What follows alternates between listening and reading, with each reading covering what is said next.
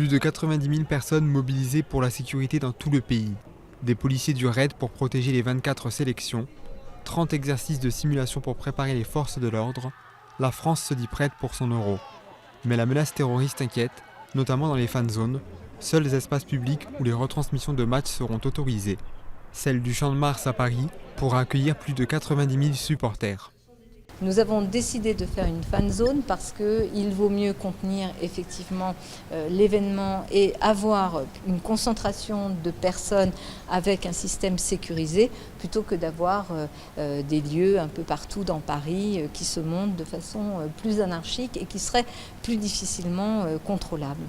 Autre point sensible, la circulation et les transports dans les 10 villes hautes.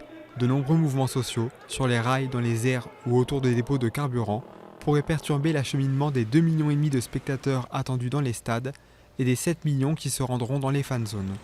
Les transports en commun circulent jusqu'à preuve du contraire, les sites d'approvisionnement sont débloqués, les stations essence sont approvisionnées.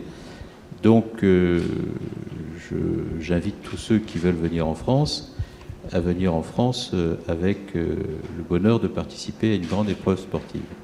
L'enjeu est de taille. Un Euro sans accroc, avec un bon parcours de l'équipe de France, pourrait rapporter gros.